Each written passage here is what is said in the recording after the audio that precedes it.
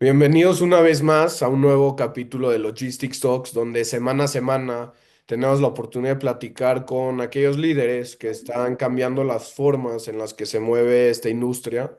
El día de hoy nos acompaña Eric Márquezet, CEO de Tesol, quien el día de hoy nos platicará sobre el rol de la tecnología en el sector logístico. Eric, primero que nada, bienvenido, gracias por asistir el día de hoy a Logistics Talks. ¿Cómo te encuentras el día de hoy?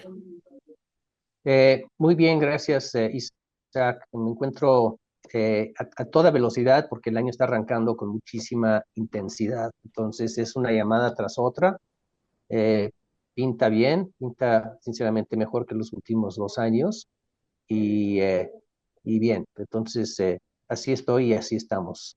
Claro, 2025 arranca a toda velocidad y con muchas maniobras en aspectos logísticos principalmente, que vienen muchos cambios. Y justo de la mano de esto, para empezar nuestra plática, me gustaría preguntarte, para ti, ¿cómo defines el cambio? Defino el cambio, este, pues trato de impulsar el cambio y el cambio significa hacer cosas de forma distinta, ver cosas de forma distinta. El cambio es tener procesos nuevos, tener herramientas nuevas, tener políticas públicas distintas, eh, cambios de mentalidad, cambios de perspectiva, diferentes perspectivas. Es sí, o sea, me gusta la política y en algún momento estuve muy involucrado con política de Estados Unidos y ahí recientemente han habido muchos cambios, ¿no? Sí, Entonces, sí, el, el, el cambio puede ser bueno o malo, en general es bueno, entonces soy más, propongo más el cambio que la resistencia al cambio, entonces, o el conservadurismo. Algunas sí, cosas tienen que cambiar, otras tienen que permanecer y el chiste es encontrar el equilibrio entre las dos. claro, y hablas de un constante aprendizaje y adaptación de lo que va después, ¿no? Lo Sí. has vivido a lo largo de toda tu carrera, llevas ya una larga trayectoria en áreas logísticas. Me gustaría escuchar cómo es que empieza Tesol, cómo van adaptando y encontrando estos retos a cubrir en una industria como la logística. Ok. Tesol es resultado de una serie de accidentes, porque así es la vida a veces, ¿no? Mira, yo crecí en México, pero acabé mis estudios en Estados Unidos, soy ciudadano de ambos países. Estudié la licenciatura en ingeniería en la Universidad de Princeton y ahí eh, me permitían tener varios degrees, ¿no? Entonces uno era ingeniería industrial y la otra era Latin American Studies. Y mi tesis tenía que cubrir ambos temas. Entonces la tesis, y estoy hablando de 1986, hace muchos años, yo tengo 60 años, la tesis tenía que ver con Ferrocarriles Nacionales de México y así pude hablar de un tema de ingeniería industrial y por otra parte un tema de Latin American Studies. Entonces esto fue muy anterior a la privatización de los ferrocarriles mexicanos. Entonces Princeton está en Nueva Jersey, me lancé aquí a la Ciudad de México, a la torre en Buenavista de Ferronales y ahí estuve investigando un par de semanas, entrevistando y me llevé, esto es previo al internet, a un USB, me llevé unos grandes rollos como de cine antiguo Sí, con datos de Ferrocarriles Nacionales de México. Los llevé a Princeton, hice un estudio analítico de flujos y luego escribí una historia sobre los ferrocarriles de México. Y, y después yo asistí a la universidad con una beca militar, entonces fui oficial en las Fuerzas Armadas de Estados Unidos, la Fuerza Aérea. Saliendo de ahí hice una maestría, un MBA en Stanford y luego me dediqué a la consultoría, primero en una empresa llamada A.T. Kearney en Chicago y en San Francisco. Y ahí en mi vida militar realmente no tenía mucho que ver con temas logísticos, pero en la consultoría sí. Entonces yo era consultor de estrategias para empresas de servicios logísticos en Estados Unidos y globales. Y luego fui a un startup Estoy hablando del 1999, cuando empieza el tema del Internet. Abandoné la consultoría, me fui a un startup que estaba justamente desarrollando un TMS, un Transportation Management System, aprovechando lo que en ese momento era novedoso, el Internet. Y, y entonces ahí empiezo a combinar tecnología con logística. Esa empresa no tuvo éxito, como muchos startups, pues se crecen y luego se esfuman. Entonces eso se desintegró y decidí abandonar Estados Unidos y venirme a México para visitar a mi papá, quien vive aquí. Y por accidente, estando acá, conseguí chamba en las transportaciones marítimas mexicanas, en TMM, que en ese momento era dueña de TFM, Transportaciones Ferroviarias Mexicanas. Entonces, TMM me contrató para ayudarles a seleccionar e implementar sistemas de tecnología. Y era muy novedoso en ese momento. TMM fue líder en ello. Y ahí es donde convergen varias cosas. Mis estudios como ingeniero industrial, la tesis sobre ferrocarriles nacionales de México, mi experiencia en consultoría, mi experiencia en tecnología, en un startup de Internet. Y hice un proyecto para TMM con varios norteamericanos que vinieron a ese proyecto. Uno se volvió mi socio y lanzamos una empresa llamada City Consulting con mi socio, Stephen Craig, en ese momento. Nos enfocamos más que nada después del proyecto en TMM a hacer proyectos en Estados Unidos y eventualmente cambiamos bueno, nos separamos porque yo tenía un interés en Latinoamérica y en México en particular y Steven no. Entonces, dividimos la empresa, yo me quedé con la entidad mexicana, le puse un nombre, TESOL, que es una palabra maya que significa ordenar y componer, se pronuncia TESOL. Pero decimos TESOL, que tiene el doble sentido de Transportation Solutions o Technology Solutions, y, eh, y empezamos justamente implementando este, sistemas de gestión de transporte, uno llamado G-Log, que eventualmente fue adquirido por Oracle y hoy es Oracle Transportation Management. Entonces sigo involucrado en algo que empecé hace veintitantos años. Eh, y Tesol nace en ese momento y le hemos agregado a Tesol distintas soluciones de supply chain execution. Entonces, hoy la empresa ve temas de warehouse management systems, transportation management systems, yard management systems y freight forwarding systems. Eso es lo que hacemos. Y así nació Tesol. No es, traté de ser lo más breve posible, pero esa es la historia. Ah, qué increíble accidente, ¿no? Como lo Sí, dice. sí, sí, una serie de accidentes. A veces uno no planea la vida, uno lo vive y dice cómo se vaya desenvolviendo. Y justo se vuelve muy interesante cómo empiezas involucrándote en los ochentas, pero vives el Internet de las cosas, vives cambios en sistemas, ahorita vives inteligencia artificial. ¿Cómo has visto? ¿Cuál ha sido de los cambios más importantes que ha habido en temas logísticos desde que empezaste tu carrera? Pues, pues el Internet, el hecho de que gestiones, estos sistemas de gestión de transporte desarrollados sobre una base tecnológica del Internet fue lo más novedoso.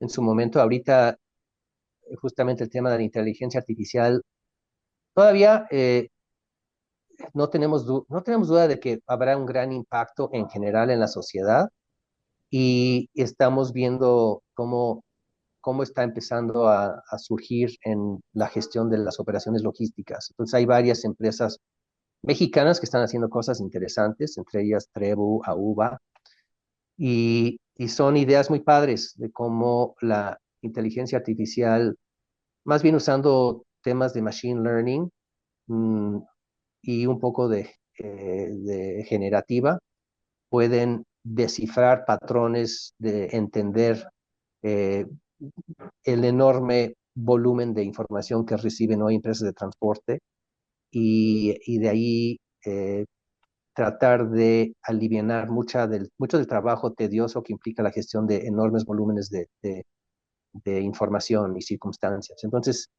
eh, sí, yo creo que la inteligencia artificial eh, nos servirá bastante. No creo que vaya a ser un cambio revolucionario como lo es en otras industrias. Por ejemplo, si eres un creativo y Claro.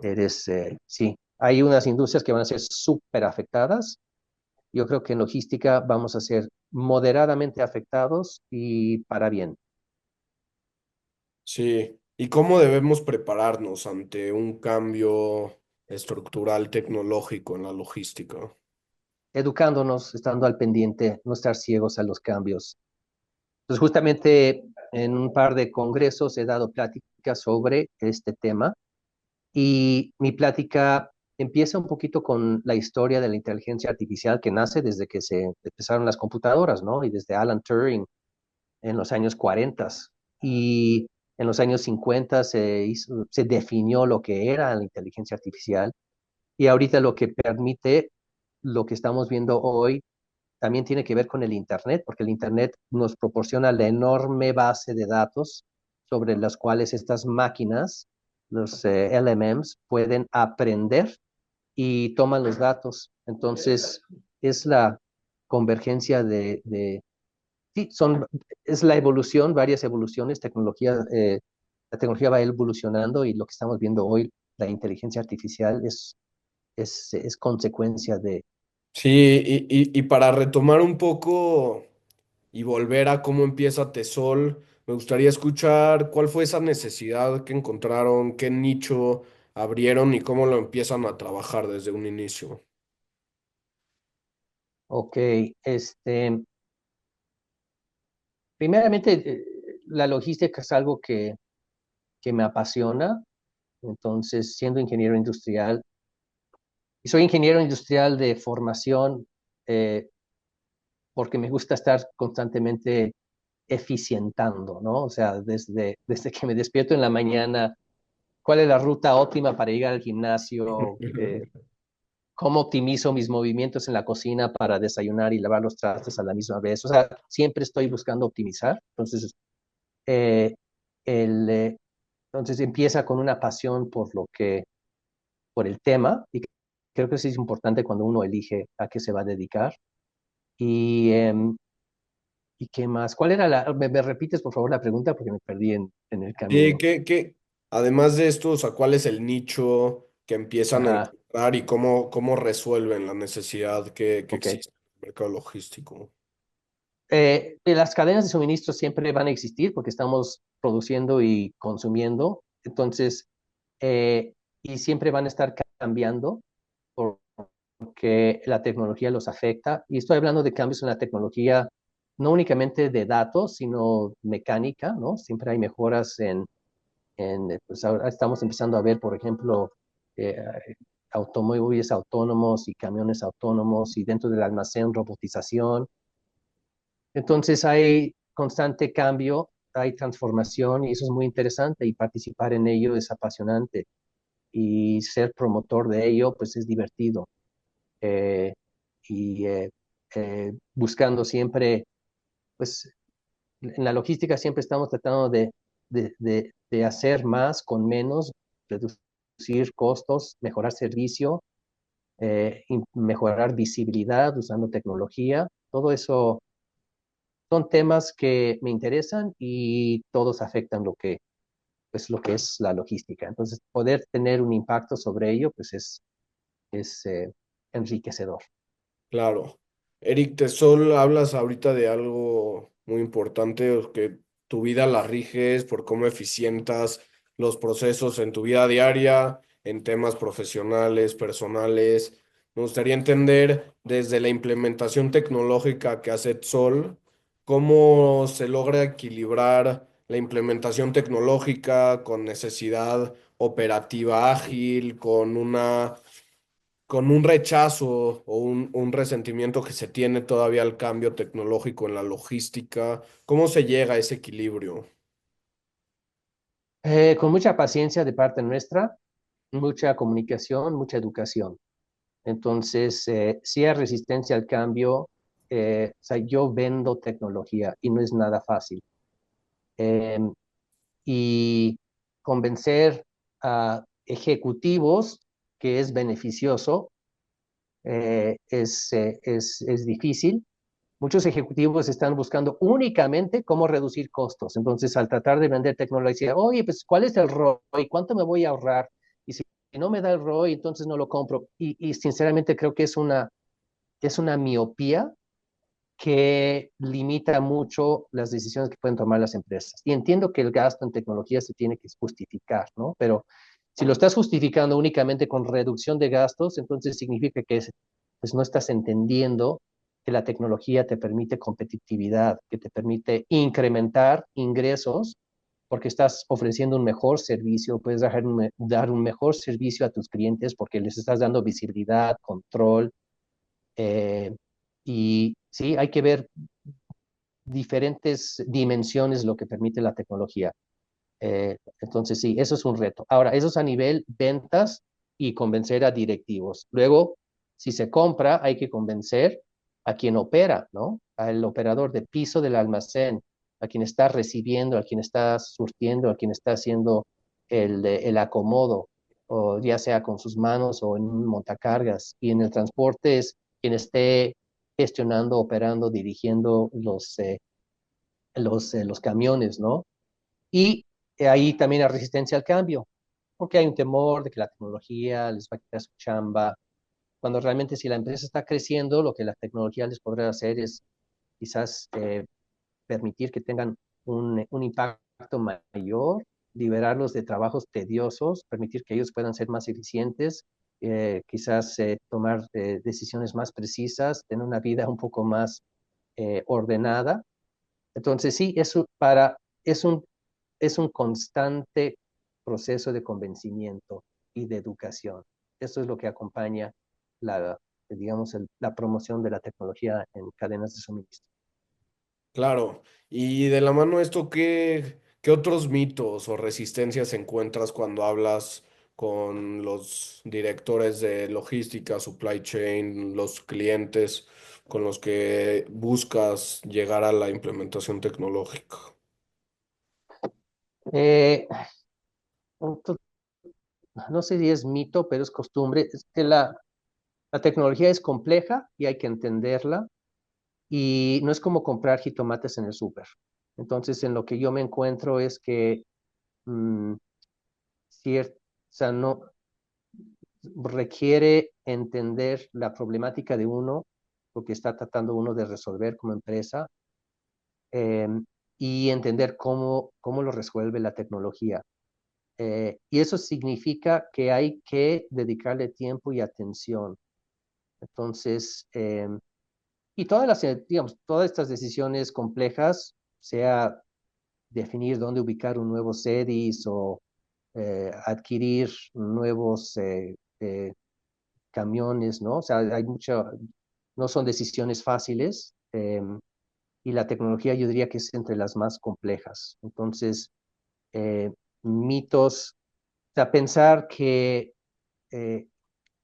pensar que la tecnología o las marcas que más se mueven porque se anuncian mejor, están en redes, es lo mejor, o pensar que una tecnología o una empresa es mejor que la otra, es sobresimplificar una complejidad. Entonces, por ejemplo, yo que vendo sistemas de warehouse management y transportation management, hay una empresa de análisis que se llama Gartner. Y lo que hace Gartner es califica en unos cuadrantes, es una gráfica, y dice, estos son los mejores de acá y estos se están mejorando.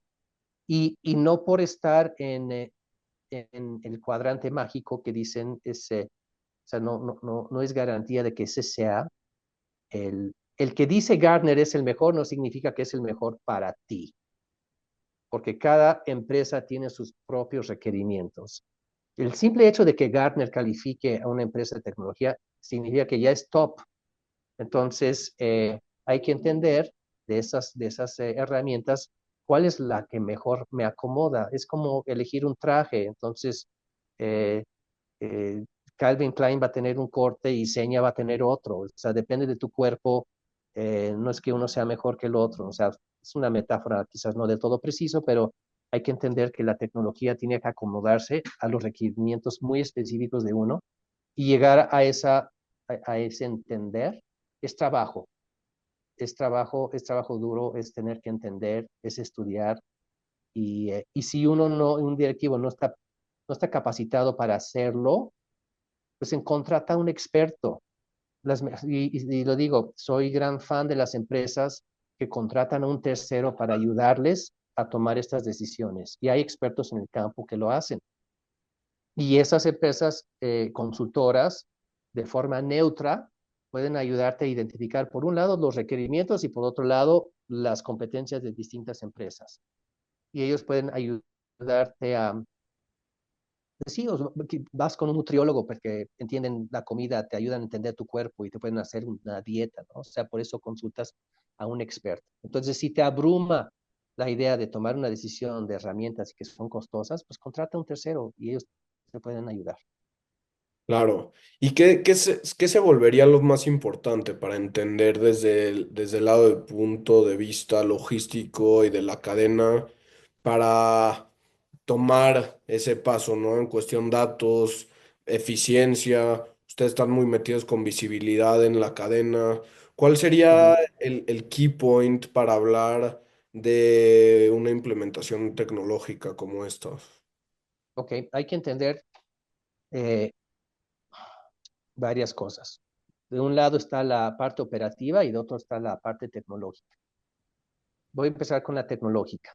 Entonces, la, las empresas que adquieren estos sistemas normalmente tienen un área de tecnología y tienen una persona encargada que se llama un CIO, un Chief Information Officer, y, eh, y ellos o ellas definen un estándar que rige la tecnología en la empresa, que podría ser, por ejemplo, si van a tener sistemas en la nube o si los van a tener en servidores propios. Y esa tendencia es muy fuerte. Ya pocas empresas están buscando tener sistemas en servidores propios, normalmente lo ponen en la nube y pueden adquirir un sistema bajo una modalidad software as a service, donde estás como que adquiriendo el servicio, más no comprando las licencias.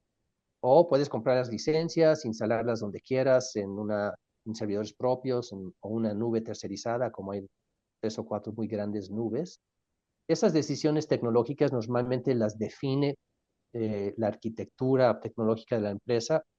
El área de TI normalmente pone esos lineamientos. Y del lado operativo es pues los requerimientos que nacen de la operación, no únicamente de la operación de hoy, sino, y eso es muy importante, hacia dónde quieres ir. Claro. Entonces, ¿cómo, o sea, si vas a seleccionar tecnología, no lo selecciones para tu operación de hoy, selecciona algo para la operación que podrá hacer aprovechando la tecnología. No buscamos automatizar la ineficiencia, al contrario, buscamos encontrar la eficiencia y la tecnología nos lo permite si lo deployamos, disculpa la, Eh, esa palabra, la palabra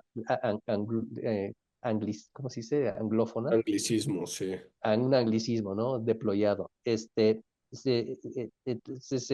buscar la operación del futuro que nos permite la tecnología. Entonces son esas dos partes, la parte operativa y la parte tecnológica, que definen los lineamientos de la solución que uno tendría que implementar.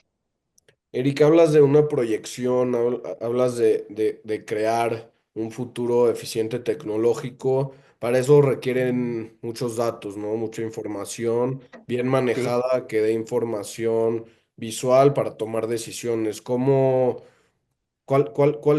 datos se vuelven los más importantes? ¿Cómo se gestiona esta parte de fuentes para nutrir un algoritmo como los que manejan?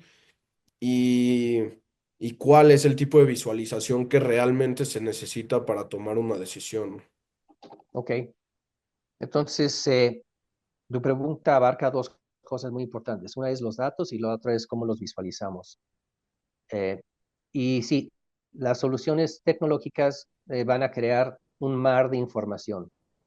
eh, y esa información se puede resguardar en, en los sistemas, en el propio WMS o en el TMS, o se pueden resguardar en un data lake, que es donde pues, las empresas pueden vaciar toda la información de distintos sistemas. En este data lake, que es que curiosamente hoy no tiene que estar tan estructurado como era anteriormente, porque la inteligencia artificial está permitiendo que sistemas automatizados puedan interpretar los datos de ese data lake de forma inteligente. Entonces, el análisis de datos se ha vuelto más fácil usando inteligencia artificial. Y ahora, ¿cómo los visualizamos? Porque somos seres humanos y nosotros no podemos dedicarle horas y horas y horas analizando hojas de Excel, etcétera. Más bien tenemos que ver gráficas que resaltan, que nos permiten ver lo que tenemos que hacer o la información que necesitamos para tomar las decisiones que tenemos que tomar. Y eso no es trivial. Entonces, dependiendo de la operación y dependiendo de muchísimos criterios, se define lo que uno necesita ver, visual o escuchar para tomar decisiones. Muchas de las soluciones que nosotros vendemos tienen eh, sus propias herramientas de visualización de datos, pero también uno puede adquirir sistemas tercerizados, les llamamos Business Intelligence, Sí. que pueden montarse sobre uno o varios sistemas y agrupar la información. eh, y aquí también se requiere cierto expertise en definir qué es lo que quiero ver, qué gráficas quiero ver y cuándo quiero ver esa información y, y en qué forma. Por ejemplo, hay muchas veces me preguntan cuando estamos hablando de sistemas de gestión de transporte y es curioso porque el efecto Rappi y Uber. Entonces me dicen, oye, quiero ver la ubicación, ¿puedo ver la ubicación del camión en el momento? Y dice, sí, pero ¿de qué te va a servir eso? ¿A poco vas a tener un muro lleno de monitores y vas a poner a un ejército de gente viendo en dónde está el camioncito? ¿No te importa saber mejor si el camión va tarde? Entonces, mejor eh, tengamos un sistema que primeramente define una hora estimada de llegada y un sistema que pueda monitorear y recalcular la hora de llegada. Y si la hora de llegada va a tener una diferencia mayor a media hora o 2 horas o 2 días, lo que tú quieras, entonces recibes una alerta. Y esa alerta te puede llegar a tu teléfono o puede ser una gráfica, lo que tú quieras. No tienes que estar viendo cómo se mueven tus camiones en tu celular. Al contrario, eso es lo más ineficiente posible. Entonces, sí hay, es curioso cómo digamos, la cotidianidad de un ciudadano que usa Uber lo trata de imponer en su operación logística y sinceramente no tiene sentido. Mejor usemos las bondades que nos dan tanto los TMS con sus propios sistemas de alerta o los business intelligence que nos pueden ayudar a descifrar y saber e informarnos de lo que necesitamos saber en el momento que necesitamos saberlos. Claro. Y en este proceso para llegar ya a la forma correcta de visualizar o de nutrir los datos, ¿cuál ha sido uno de los mayores errores que tuviste en este proceso de intentar llegar a una respuesta? Eh, Errores, pues, la verdad, no, estoy pensando hay que entender bien la información que se necesita y esas son charlas ejecutivas. Entonces, un error común es no entender bien qué información se necesita para tomar decisiones puntuales y en su momento y querer tener acceso a demasiada información. Y el chiste es tener como destilar la información y nada más tener lo que importa. Entonces, ese es un error que se ve de vez en cuando, es querer ver todo. Y pues para eso Ah. están estos sistemas, ¿no? ¿Y cómo lo has visto ya implementado en temas de visualización, de reducción de costos? ¿Cuál es el feedback que te dan para mejora? Para mejorar los costos, o repíteme por favor la Sí, pregunta. o sea, en temas de eficiencia tecnológica dentro de las empresas, una de las que comentas Ujú. principalmente que buscan son los costos, ¿no? Reducción en costos. ¿Hay algún tipo de Sí, feedback que sí. te den sobre una necesidad que buscan, ¿no? Me hablas de un freight forwarder.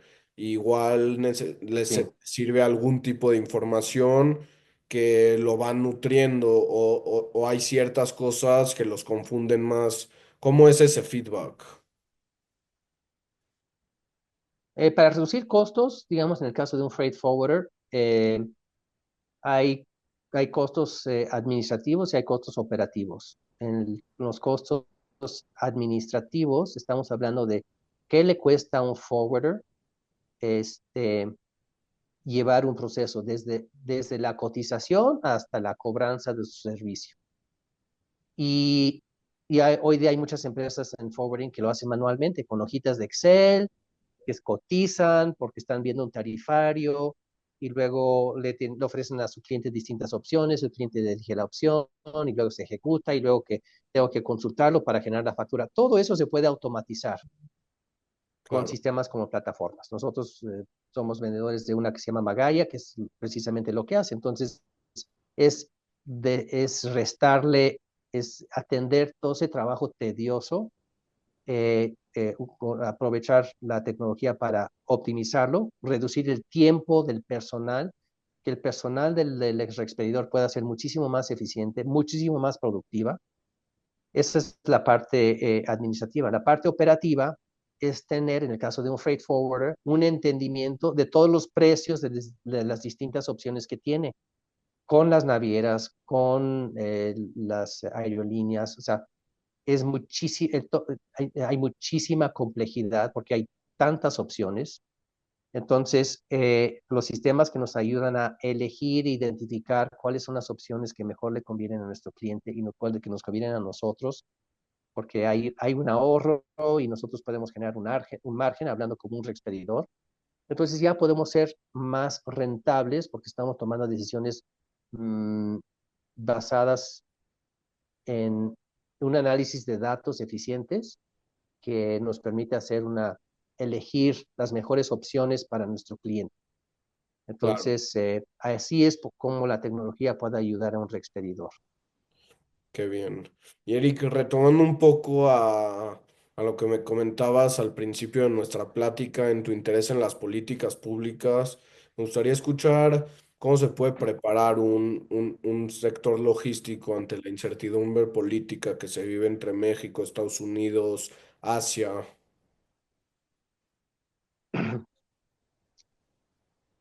Manteniéndose informados, la información, sí hay que mantenerse al día Claro, y hay que estar claros con la información que uno está, o sea, hay que elige bien las fuentes de información que estás consultando.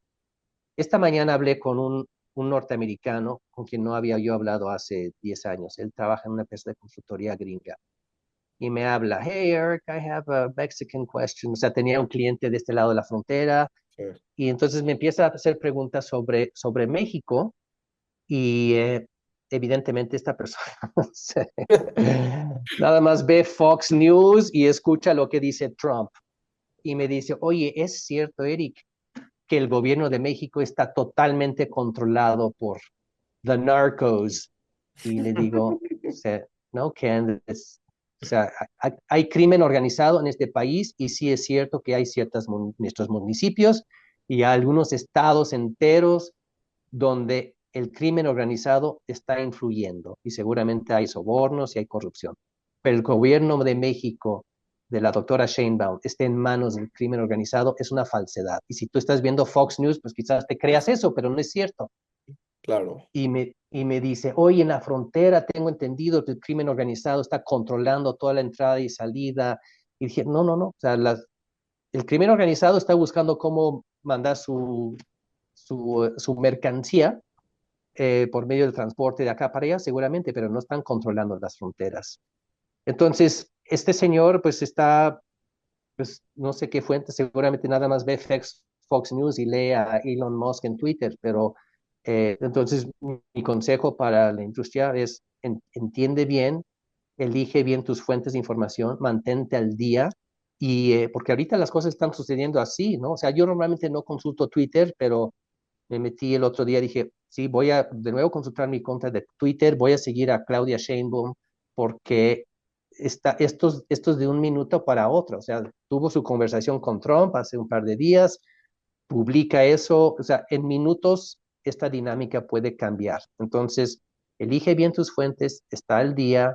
En el CONALOG estamos tratando de publicar una serie de información, o sea, un resumen de la información más.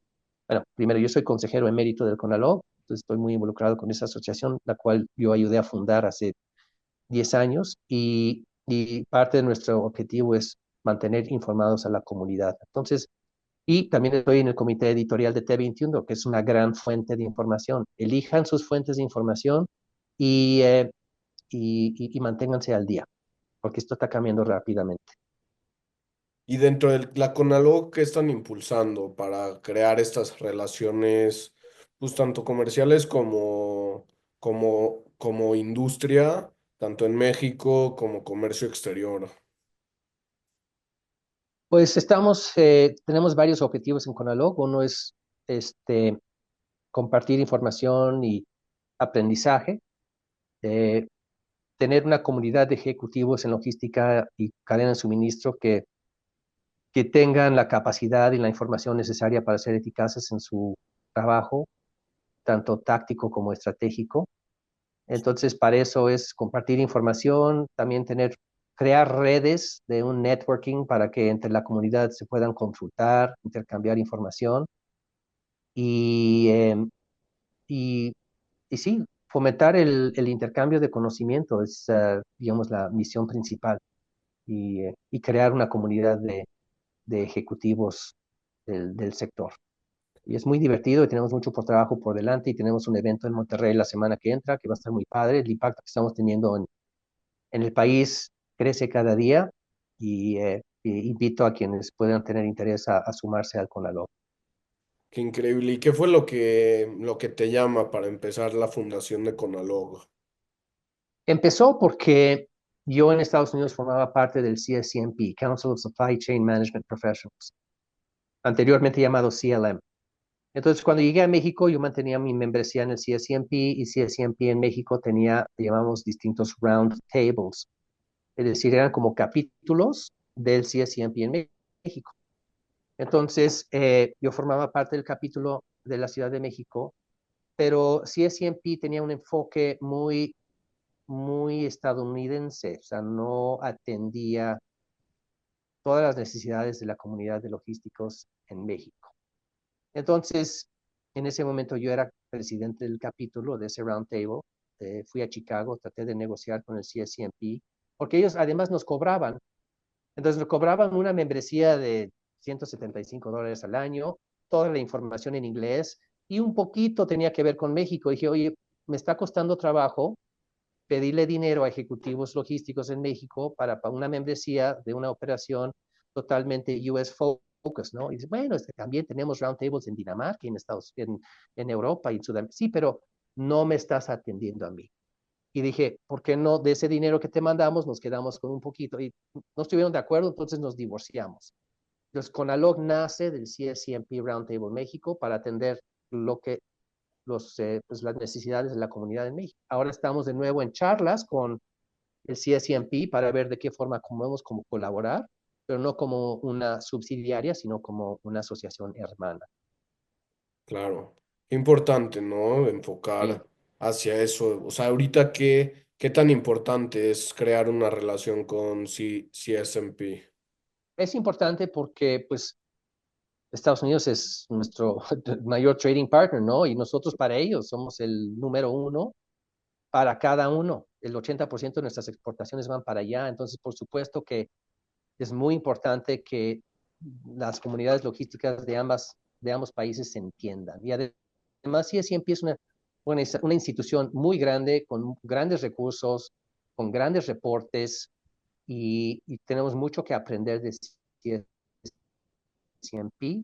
Nos gustaría que CSIMP también tuviera que no fueran tan miopes de no entender que, bueno, la verdad es que han cambiado. Hace 10 años eran bastante miopes. Ya yo trataba en los congresos en Estados Unidos, armar como un panel de temas de México.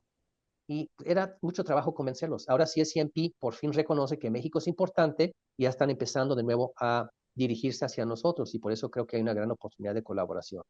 Entonces han abierto un poco los ojos, viendo más allá de sus propias fronteras y esa es muy buena noticia. Qué bien.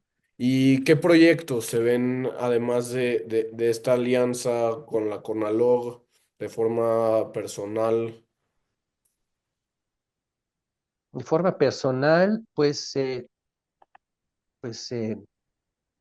seguir creciendo Tesol en cuanto a las soluciones que ofrecemos, los países donde operamos. Tenemos clientes en el Perú, tenemos empleados en Colombia, entonces somos una empresa que está creciendo. Nuestro foco es Latinoamérica hispanoparlante y, y en lo personal realmente en veces Tesol es mi foco principal Claro. y sí, soy apasionado del tema de política y en algún momento dirigía yo la representación del Partido Demócrata en esta ciudad y hice campaña para Hillary en su momento, etcétera. Ya no estoy tan involucrado, pero me apasiona el tema, entonces estoy siempre siguiendo las noticias. En el CONALOC también buscamos acercarnos al gobierno de la doctora Sheinbaum, en particular con la Secretaría de Economía y la SST, para ver de qué forma. Parece ser que este gobierno está mucho más abierto a dialogar con el sector privado. En el gobierno anterior no tanto, realmente el sector privado era pues mal visto, ¿no? Entonces agradezco y aplaudo el cambio de perspectiva que tiene la doctora Sheinbaum y Marcelo Ebrard. Entonces yo creo que queremos aprovechar eso como asociación y como comunidad, ¿no? Y tener una voz ante las decisiones que se tienen que hacer. Creo que es nuestra responsabilidad como ciudadanos. Claro, y qué increíble justo lo que comentas, que se lleve a cabo la colaboración pública-privada y en temas logísticos para desarrollar energía, infraestructuras, apoyo Sí, económico, comercio exterior. Has estado ya en muchos proyectos, Eric, tanto en política como comentas, TESOL, áreas de CONALOG, áreas de asociaciones, vinculaciones, consultoría. De toda esta experiencia has liderado en muchos sentidos, ¿no? Me gustaría entender para ti cuál es la habilidad esencial más importante para liderar en este sector. sí, fíjate que omitimos una donde también he sido muy activo. Soy activista de la comunidad LGBT y cuando Expansión sacó su lista de empresarios LGBT en México, yo salí en la primera edición. Entonces, en CONALOG tenemos un comité de diversidad y justamente parte del objetivo de nuestro comité es, pues, crecer, digamos, promover la sensibilidad hacia el tema de diversidad. La diversidad habla de todo, ¿no? Diversidad de edad, de raza, de género, de sexualidad. Entonces, es un tema de educación y esa es una de mis pasiones y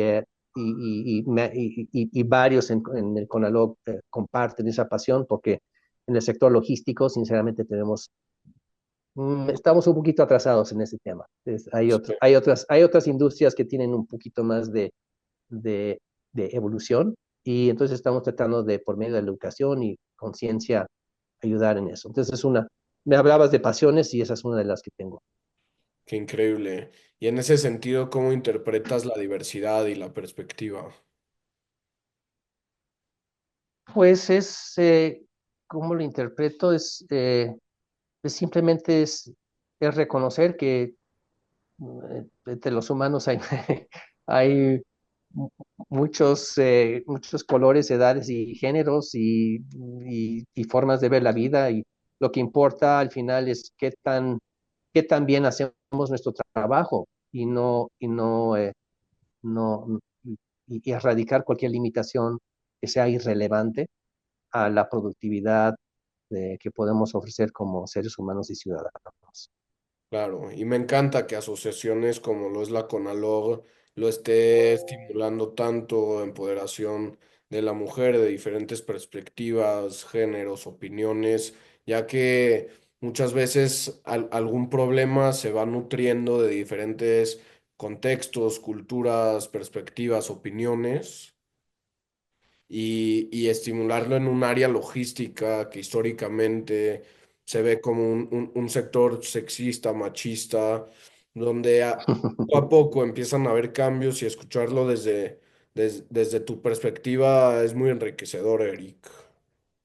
Sí, el sector está avanzando, particularmente cuando estamos hablando de operadores, porque hay una carencia de operadores y para tener más mujeres en cabinas operando tractocamiones, pues se tienen que hacer algunos cambios en las culturas de las empresas, en la infraestructura que existe en carretera, y hay iniciativas muy padres que se están haciendo en ese aspecto. Entonces hay algunas empresas, tengo el gusto de conocer a Raúl Monroy de TMS y que ellos tienen iniciativas importantes en su empresa, en Liverpool, por ejemplo, en en uno de sus nuevos series, creo que tienen mujeres operando el patio. Entonces, empresas están tomando distintas iniciativas y es padre verlo. Y entonces, Sí, hay trabajo por delante, pero hay sin duda evolución. Scania desarrolla el proyecto de conductoras mujeres, dando Claro, training, empoderando nuevas conductoras, y ya que hay falta de operadores sí. y operadoras en la logística, y es increíble ver esto. Sí, Scania está haciendo buen trabajo y he platicado con ellos sobre el tema. Es más, tienen algunas unidades especiales para gente con discapacidad que permiten, sí, que una persona que quizás no tenga con, total control de sus piernas pueda operar únicamente con las manos. Es decir, Scania tiene unas innovaciones bastante padres, las vi en el último Summit. Entonces, sí, qué bueno y no es la única, pero es la de la cual tengo, qué bueno que la mencionas, pero hay novedades muy padres y qué bueno que vamos por un buen camino ahí. Claro. Y ya comentamos muchas áreas, ¿no? De interés en la logística, de cambios. ¿Tú cómo crees que evolucionará toda esta parte logística y de cadena de suministros en los próximos 5 años? Eh, yo creo que es es una industria, a mí me encanta participar en esta industria porque está creciendo, está evolucionando, hay más conciencia de lo que hacemos. La pandemia ayudó, curiosamente, porque gente que jamás hablaba de logística porque la pandemia causó disrupciones en cadenas de suministro, entonces personas que ni siquiera sabían lo que era una cadena de suministro hoy lo entienden. Entonces, eh, o sea, hace 20 años decir, oye, yo, o más, 30 años, decir, voy a trabajar en el sector logístico, la gente no acababa de entender lo que es. Ahora sí hay una conciencia. La gente en las universidades hay especializaciones, especialidades, hay cursos en temas de logística y cadena de suministro que no existían hace 20 años.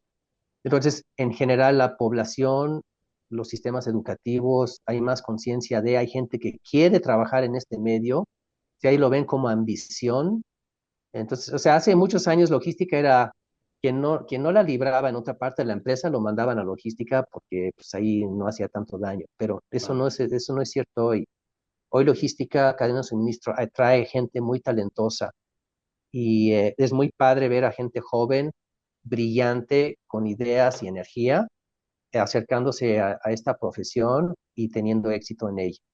Hay gente que empieza en logística y luego se va a distintas áreas. Estoy pensando, por ejemplo, en Fernanda Guaro, que pues llevaba un cargo logística y ahora dirige 3M en México. Es un ejecutivo de alto mando que también está participando en una de estas asociaciones o estas agrupaciones que apoyan al gobierno federal y el equipo de Sheinbaum y Ebrard.